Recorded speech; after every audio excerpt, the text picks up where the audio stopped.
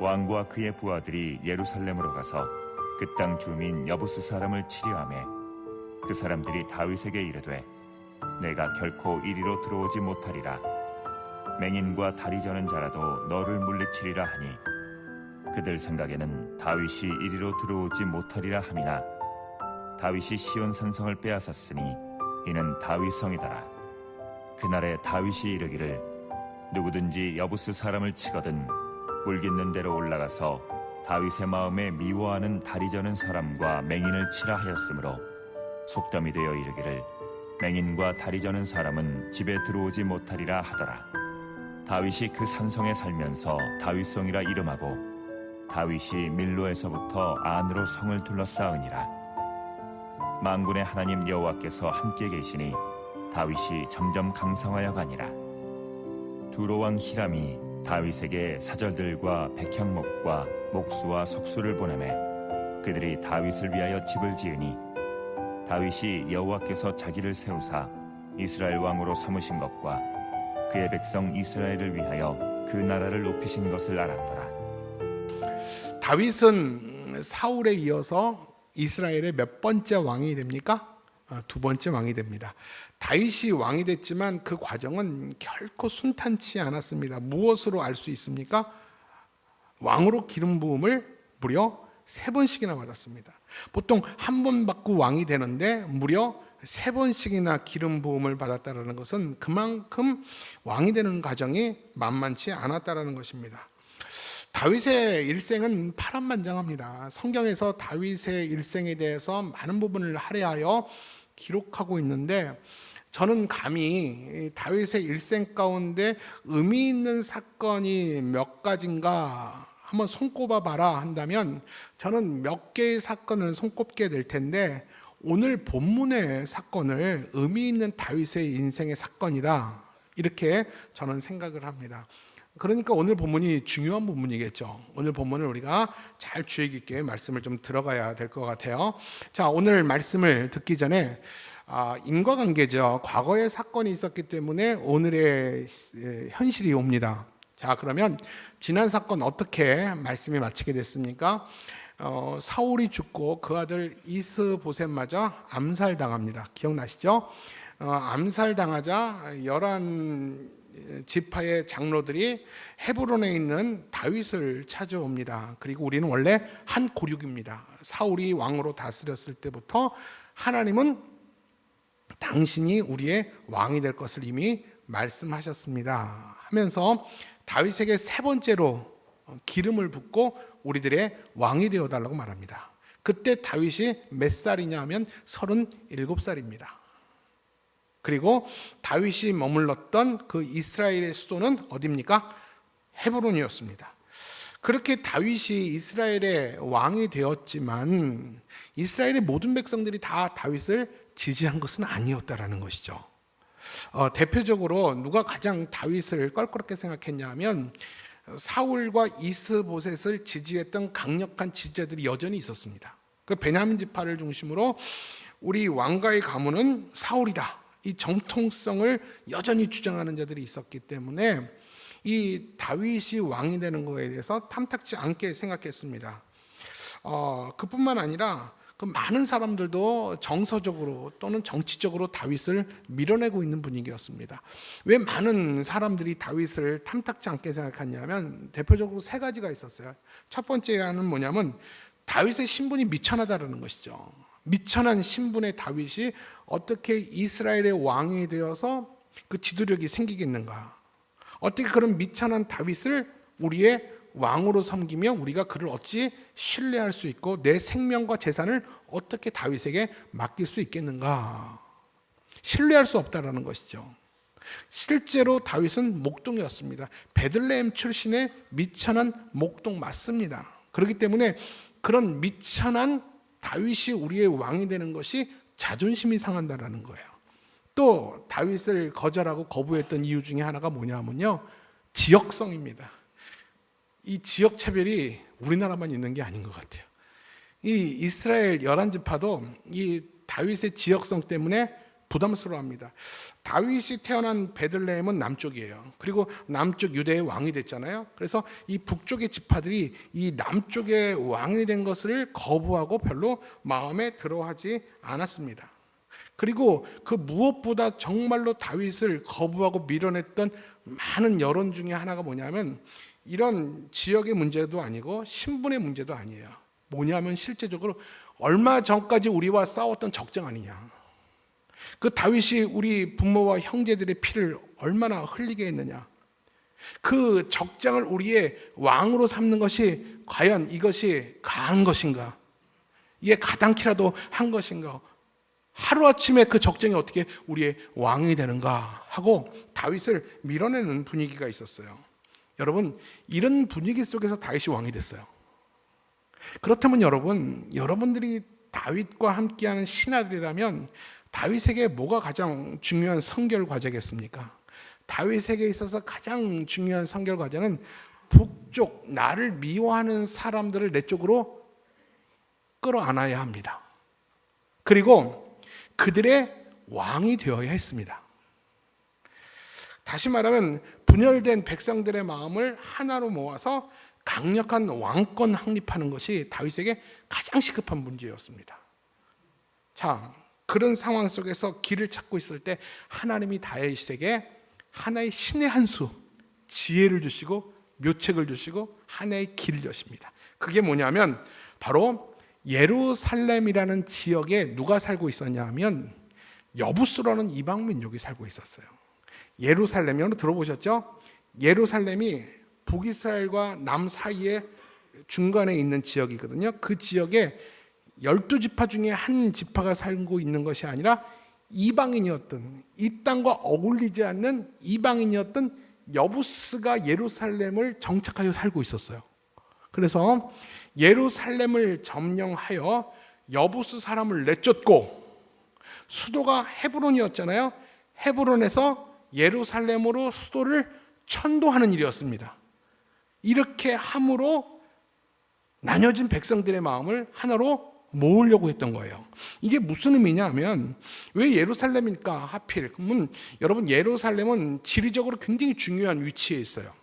북이스라엘과 남유다의 교착점 가운데에 바로 예루살렘이 있었습니다. 그래서 어쩌면 지금까지 북이스라엘 사람들과 남유다 사람들과 이 정치적으로 정서적으로 이렇게 갈라진 이유는 이 가운데 이 예루살렘이 막고 있었어요. 어떻게 보면 북한과 지금 남한이 지금 굉장히 가까운 지역이지만 판문점으로 38선으로 가려져 있으므로 정치적으로 정서적으로 굉장히 입장이 다른 것처럼 바로 이스라엘이 그런 상황이었다라는 것입니다. 그것을 잘 알고 있었던 다윗이 바로 가로막고 있는 예루살렘을 점령함으로 말미암아 북쪽과 남쪽에 이렇게 나뉘어진 감정의 골을 통합하려고 한 거예요. 이것이 바로 전쟁의 의미였어요. 그래서 오늘 본문의 내용은 한마디로 이렇게 정리할 수 있겠습니다. 오늘 본문의 내용은 뭐냐면 여부스 족속을 내쫓고 예루살렘을 차지하여 그곳에 수도를 천도합니다. 다윗이. 그리고 그 성 이름을 다윗성이라 불렀더라.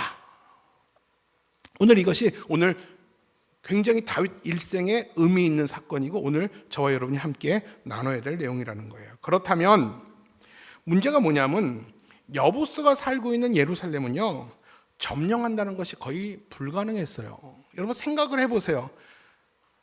여호수아가 가나안 땅에 들어와서 그 땅에 네이티브들 뭐라 그러죠? 그 원주민들을 내어쫓고 그 땅을 다 12지파에게 분배하잖아요. 근데 몇 지파를 여전히 남겨놨는데 그 몇 지파 중에서 바로 예루살렘에 여부스 지파가 있었어요. 그리고 지금까지 400년이 흘렀어요. 근데 400년이 흘렀으면 벌써 언제라도 누구라도 군사를 모아서 여부스를 내쫓을 수 있었잖아요. 근데 400년이 흘러도 감히 여부스를 내쫓을 수가 없었어요. 왜요? 그들은 강했기 때문에. 12지파보다 훨씬 강했기 때문에. 그렇기 때문에 예루살렘을 다윗이 점령했다고 결론은 얘기하지만 이 예루살렘을 점령하기라는 것은 거의 불가능했어요. 자, 여러분 다시 과거로 한번 돌아가 볼게요. 여호수아가 자기 백성을 이끌고 요단을 건너서 가나안 땅에 들어왔잖아요. 지금 이스라엘 땅이 가나안 땅이다. 가나안 땅을 들어와서 다 정복했어요. 그리고 정복한 이후에 땅을 분배했어요. 이 예루살렘이 누구에게 분배된 땅이냐면 사울이 있었던 베냐민 지파에게 분배된 땅이 바로 예루살렘이었어요. 근데 이 여부스 족속이 얼마나 강한가 하면 사울 지파가 사울의 강력한 군대도 여부스를 내어 쫓지 못했던 거예요. 점령하지 못하고 그냥 같이 살아왔어요. 사사기 1장 21절에서 그 상황을 이렇게 말씀합니다. 시작. 베냐민 자손은 예루살렘에 거주하는 여부스 족속을 쫓아내지 못하였으므로 여부스 족속이 베냐민 자손과 함께 오늘까지 예루살렘에 거주하니라. 자, 다시 물어볼게요. 본문 좀 띄워주세요. 베냐민 자손 사울과 그의 강력한 군사가 왜 예루살렘의 여부스를 쫓아내지 못했습니까? 여부스가 더 강력했기 때문에. 그래서 어쩔 수 없이 그 땅을 차지하지도 못하고 그냥 그렇게 400년을 지내왔다라는 것입니다. 자, 다시 말해볼게요. 그러면 이스라엘 백성들이 여부스를 쫓아내지 못한 이유는 그들이 강했기 때문인데 어느 정도로 강했을까요? 예루살렘이라는 것은 요새입니다. 예루살렘은 해발 760m에 있어요. 여러분 760m 고지대에 예루살렘 도시가 있는 겁니다. 더군다나 이 남쪽과 동쪽은요 흰놈의 골짜기와 또 기드론 골짜기가 있어서 가파른 절벽이 있어요. 여러분 760m 가파른 절벽 위에 예루살렘 도시가 있다고 생각해 보세요. 어디로 침범할 곳이 없어요. 아무리 강한 군사일지라도 그 760m 이 가파른 이 절벽을 타고 올라가서 이 여부스 족속을 내몰 수가 없었던 것입니다. 이렇게 천혜의 요새에 자리 잡고 있었기 때문에 400년이 넘도록 여부스 사람을 내쫓지 못했던 거예요. 그 누구도 미워는 죽겠지만 알바기처럼 이스라엘 한가운데 있지만 그들을 내쫓지 못했던 것입니다. 그런데 다윗이 왕이 되자마자 뭐라고 천명합니까? 내가 저 예루살렘을 점령하겠습니다. 여러분 이게 말이 되는 소리입니까? 400년 동안 다윗보다 훨씬 지혜로운 용장도 용맹한 그런 장수들도 수많은 연합군도 여부스를 내쫓지 못했는데 이제 왕이 된 신생 나라의 그 왕이 얼마의 군사가 있다고 그 여부스를 내쫓겠다고 큰 소리를 칩니까? 이것은 무모한 짓입니다. 정예 부대를 가졌던 사울도 지형적인 특성 때문에 정복하지 못했고요. 후에 여러분 세강의 최고의 로마 군대도 후에 이 예루살렘을 점령하기 위해서 꼬박 2년이 걸렸어요. 그만큼 이 예루살렘은 천혜의 요새입니다. 근데 이 예루살렘을 다윗이 점령하겠다니요. 이것은 무모함을 넘어서 미친 짓이었어요. 그래서 다윗은 용기인지 믿음인지 무모한 것인지 모르겠지만 그 성을 점령하겠다고 백성들을 모으고 군사를 모으고 결국은 그 인원이 얼마가 됐는지는 성경에 기록되어 있지 않지만 예루살렘을 향해서 진격합니다. 그러자 여부스 사람들이 그 얘기를 듣고 760m 위에서 그들을 보는 거예요.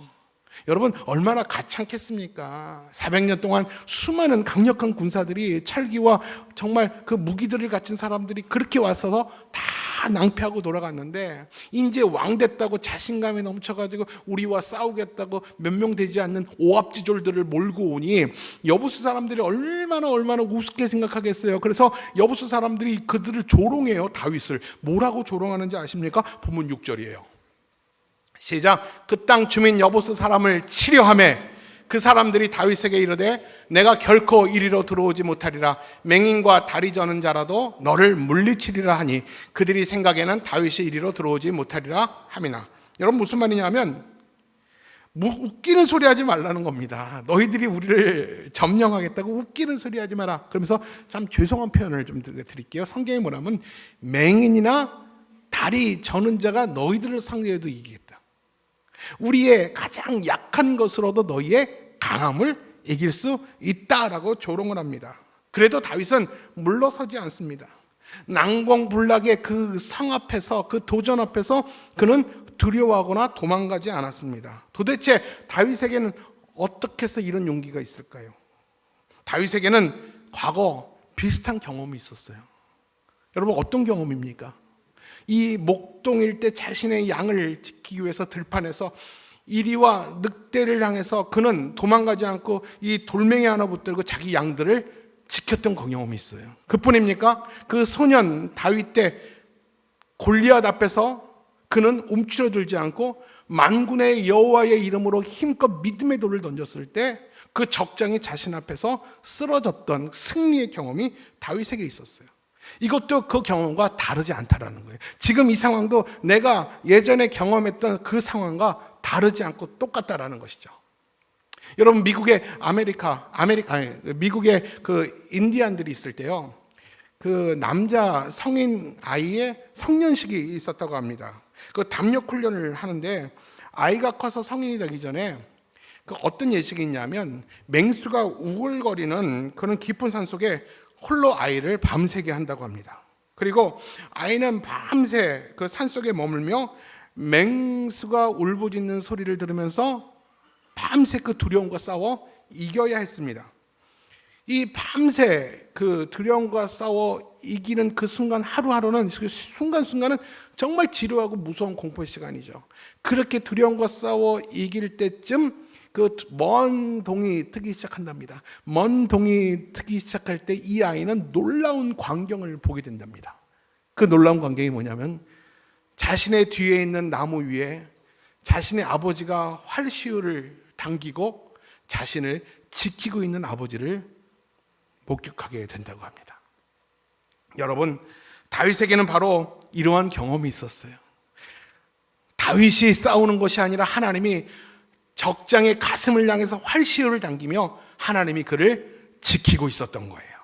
그래서 만군의 여호와의 이름으로 그 적이 누구든지 간에 그는 쫄지 않고 물러서지 않고 두렵지 않고 적진을 향해서 나아갈 수가 있는 것이었습니다. 다윗은 이 전쟁을 선포한 이상 예루살렘은 꼭 정복해야 됐어요. 더구나 그곳은 사울도 정복하지 못한 베냐민 지파에게 분배된 땅이잖아요. 근데 만약 여러분 다윗이 그 땅을 차지하면 어떻게 될까요? 베냐민 사람들에게 어떤 소문이 날까요? 사울도 하지 못한 것을 다윗이 했다면 다윗은 사울보다 훨씬 위대한 지도자라고 금방 소문이 나면서 그의 입지는 곤고해질 것입니다. 근데 만약 반대로 참패했다면 다윗의 정치적 입지는 영영이 좁아지는 것이에요. 그렇기 때문에 예루살렘을 점령하는 것은 다윗의 정치적 생명이 걸려있는 시험대와 같은 것입니다. 그래서 다윗은 자신의 정치 사활을 걸고 예루살렘을 어떻게 해서라도 점령하려 한 것이에요. 물론 쉽지 않은 전쟁입니다. 여보스 사람들의 조롱처럼 정말 예루살렘을 점령한다는 것은 불가능한 미션이에요. 영화 제목 있죠? 미션 임파서블. 이건 정말 말이 안 되는 불가능한 미션을 다윗이 오늘 감당하겠다고 한 겁니다. 근데 성경은요, 이 불가능한 미션에 대해서 한마디로 결정을 내줍니다. 이게 뭐냐면 7절 볼까요? 7절 시작. 다윗이 시온 산성을 빼앗았으니 이는 다윗성이더라. 400년 동안 무너져 본 적이 없는 예루살렘의 그 시온 성이 다윗의 한 번의 결심과 다윗으로 인해서 그 성이 무너지고 다윗성이 세워졌더라 라고 성경은 이야기를 하고 있습니다. 여러분, 그 과정에 대해서 성경은 기록하지 않았어요. 이따가 말하겠지만 어떻게 이겼는지 그 과정은 설명하지 않고 어떻게 이겼는지를 알 수 있는 한 가지 힌트만 줍니다. 아마 성경은 과정이 기록되지 않았지만 얼마나 많은 치열함과 희생과 죽음이 있었을까요? 아무튼 얼마의 시간이 걸린지 모르겠지만 짧은 단시간에 바로 예루살렘이 함락되었습니다. 400년 만에 함락되었습니다. 근데 문제는 다윗이 어떻게 이겼을까 하는 것입니다. 우리가 그 질문을 분명히 해야 되고요. 아까도 말했지만 한 가지 힌트를 성경은 말하고 있어요. 그 한 가지 힌트가 뭐냐면 예루살렘에는 한 가지 아킬레스건이 있어서 한 가지 약점이 있었다는 겁니다. 여러분, 780m의 그 성의 약점이 뭐 같아요? 슈퍼마켓이 없었다. 이마트가 없었다. 화장실이 없었다. 4번, 물이 없었다. 그렇죠. 비가 내리지 않으면, 비를 모아놓지 않으면, 가뭄이 오면 그들은 물이 없었던 것이 그들의 유일한 약점이 아킬레스건이에요. 다윗이 이 사실을 이용한 거예요.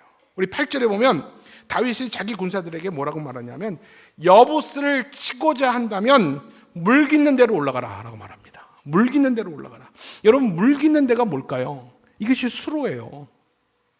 수로가 있었다는 거예요. 그러면 여러분 혹시 물 깃는 곳이 비밀 통로입니까? 예, 맞습니다. 비밀 통로였어요. 여부스 사람들은요, 그 지도를 보면 한번 지도 한번 보여주실래요? 나 안 나올 줄 알고 난 1초만 기다렸다가 안 나오면 그만하려고 그랬는데, 자 여러분 헤브론 보여요? 헤브론 보여요, 안 보여요? 여러분 끄덕끄덕해야지 내가 다음 진도를 나가요. 헤브론 보이죠? 헤브론이 바로 유다 지파에서 다윗이 왕이 된 곳이에요. 거기가 처음 수도였어요. 그리고 헤브론 바로 위가 이렇게 빵 터진 곳이 예루살렘이에요.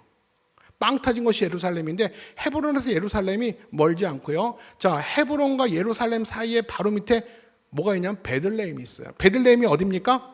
바로 다윗의 고향이고 다윗의 소년 시절을 보낸 곳이 이 베들레헴이에요. 예루살렘 바로 밑에 있어요. 그리고 이 베들레헴 바로 옆에 예루살렘 바로 또 옆에 뭐가 있냐면 기온샘이 있어요. 기온이라는 이 저수지가 있어요. 이제 내려줘도 돼요.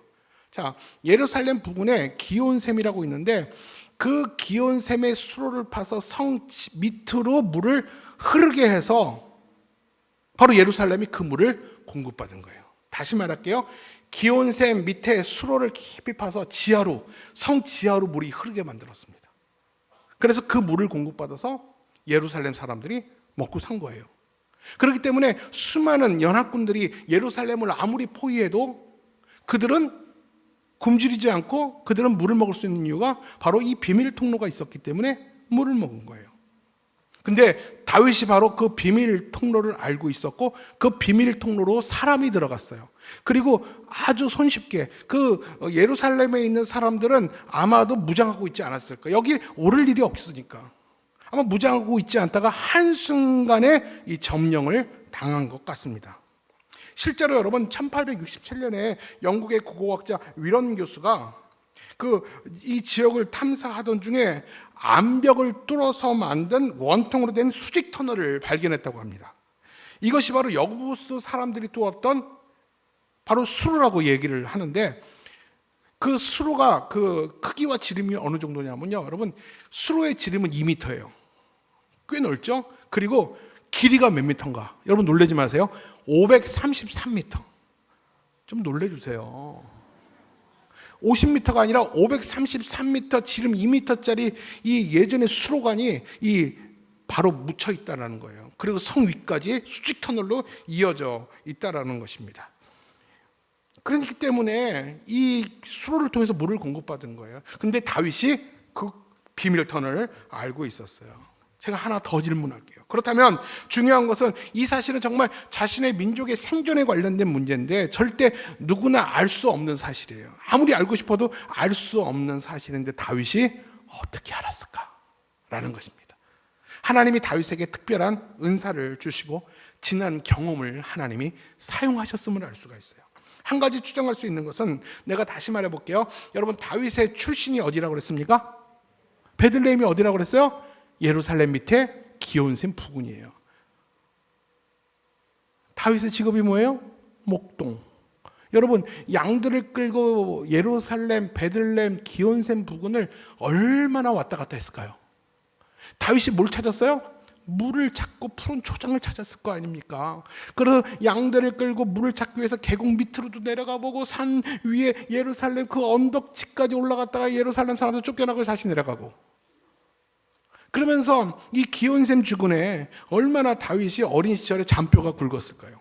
그러면서 다윗이 그 물의 흐름을 알았을 거예요. 이 물이 자꾸 줄어드는 이유가 무엇인가?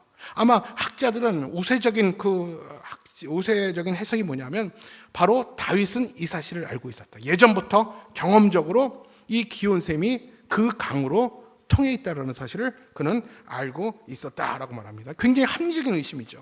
결국 이 사실을 알고 다윗은 그 물 깃는 곳으로 사람을 은밀하게 2m나 되니까 얼마나 사람들을 보낼 수 있겠습니까? 은밀하게 그 사람들을 통과시켜서 예루살렘 성이 결국은 함몰된 것입니다. 그리고 성경은 이 전쟁에서 승리할 수 있었던 근본적 한 가지 이유를 말합니다. 여러분 이 예루살렘 성이 점령당한 것이 누구 때문입니까? 누구 덕입니까? 여러분 다윗이 아니에요.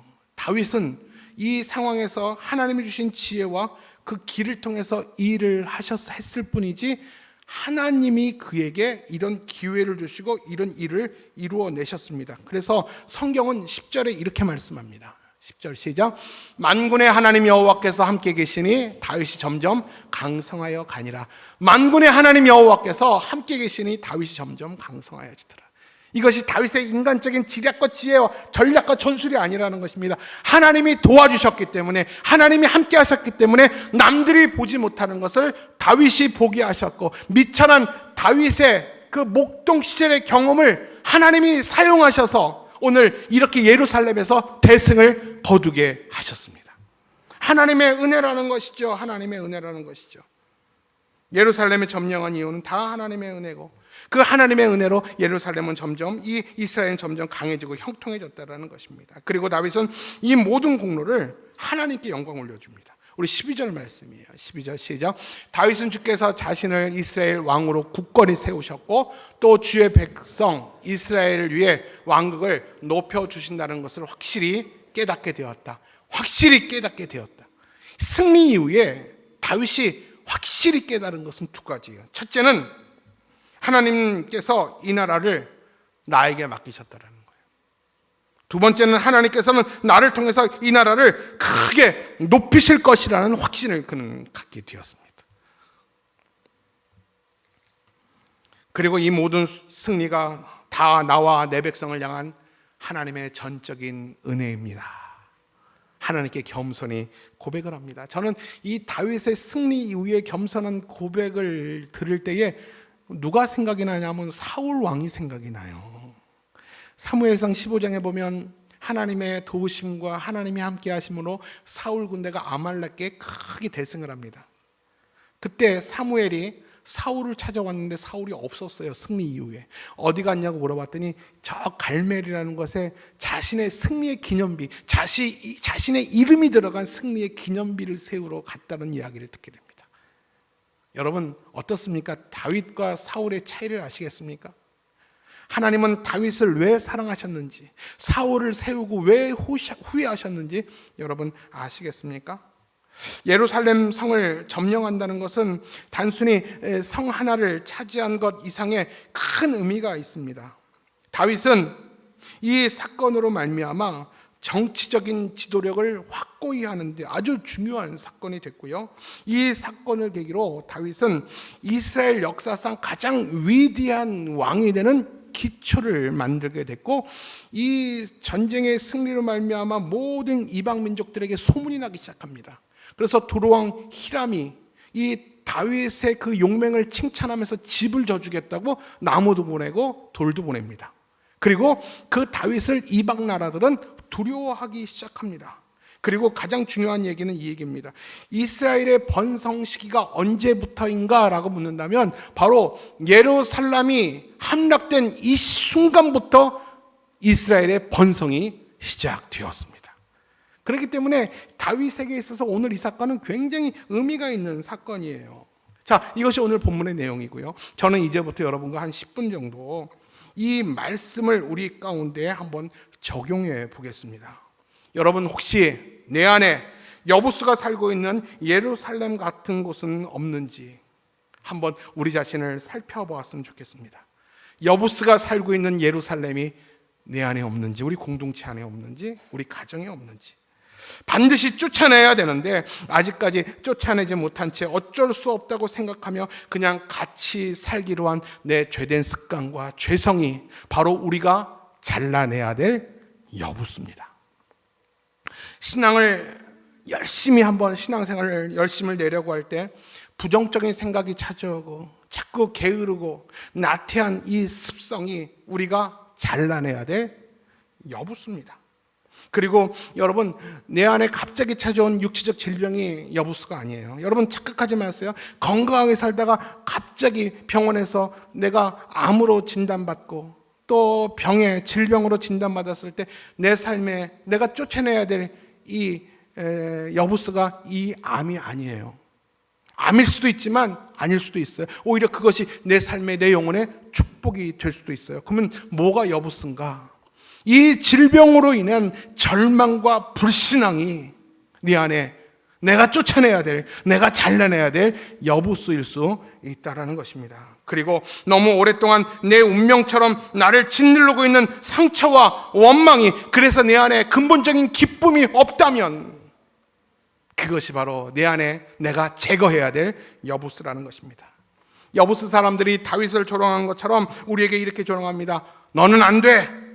내까지 것이 뭘 할 수 있겠어. 그냥 내 팔자라고 생각하고 그냥 받아들여 하면서 우리를 체념시키고 우리를 낙심시킬 수 있습니다. 그러나 분명히 기억하십시오.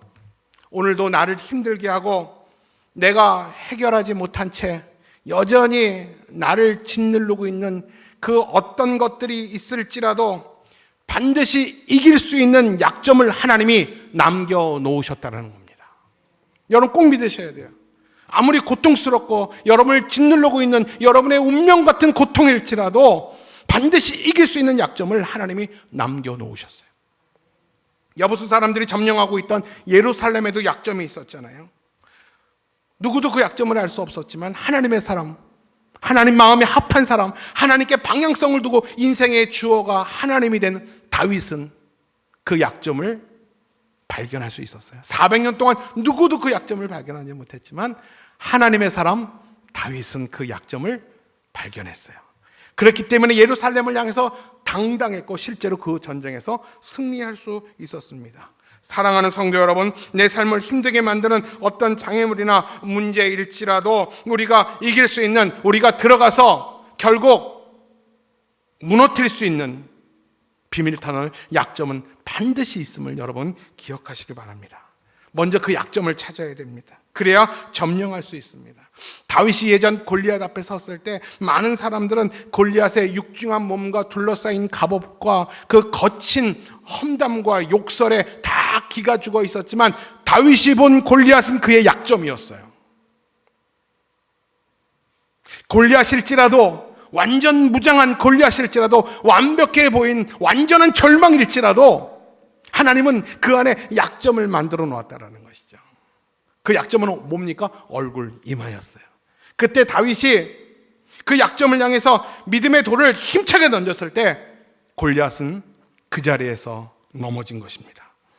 마찬가지로 우리의 대적 원수 마귀는 아무리 완벽하게 무장하여서 우리를 두렵게 한다 할지라도 원수 마귀의 약점은 분명히 있습니다. 마치 운명처럼 내게 고통을 줄지라도 가만히 살펴보면 반드시 이길 수 있는 내 안에 하나님의 강함과 사탄의 약점이 눈에 들어옵니다. 여러분 이걸 경격해야 돼요. 사탄의 약점만 볼 것이 아니라 내 안에 하나님의 강함. 내 지혜와 내 지식으로 그 약점을 알 수 없어요. 하나님께서 지혜와 계시의 영을 주셔야지만 사탄의 약점이 보이고 나를 힘들게 하고 두렵게 하는 그 약점이 눈에 보이게 되는 것입니다. 그때 믿음의 방법으로 전력 투구하신다면 승리하게 될 줄로 믿습니다. 말씀을 정리하겠습니다. 여러분, 내 안에 여부수를 남겨두면 언젠간 우리 삶의 가시가 됩니다.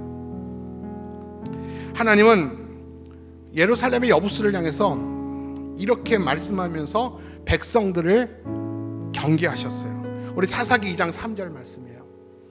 같이 읽을게요. 시작. 그러므로 내가 또 말하기를 내가 그들을 너희 앞에서 쫓아내지 아니하리니 그들이 너희의 옆구리에 가시가 될 것이며 그들의 신들이 너희에게 올무가 되리라 하였노라. 저 본문 말씀 띄워주세요. 이게 뭐냐면 하나님이 팔이 짧아서 힘이 부족해서, 본문 띄워주세요. 예루살렘의 여부수를 본문 띄워주세요. 방송실에 그냥 할게요. 팔이 짧고 힘이 없어서 여부수를 안 내주신 게 아니에요. 너희들의 몫으로, 우리들의 사명으로 우리 안에 여부수를 남겨놓으셨어요. 하나님이 왜 그 족속을 다 내쫓지 않았냐면 너희가 과연 말씀에 순종한지 순종 안 하는지 우리를 시험하여 보겠다고 그랬어요. 하나님의 말씀에 순종하여 두렵지만 그래도 여부수를 쫓아내면 너에게 축복이 되는 거예요. 근데 두려워서 말씀에 순종하지 않고 그들과 타협하고 그들과 함께 살아간다면 그 여부수의 신이 너희의 올무가 될 것이다.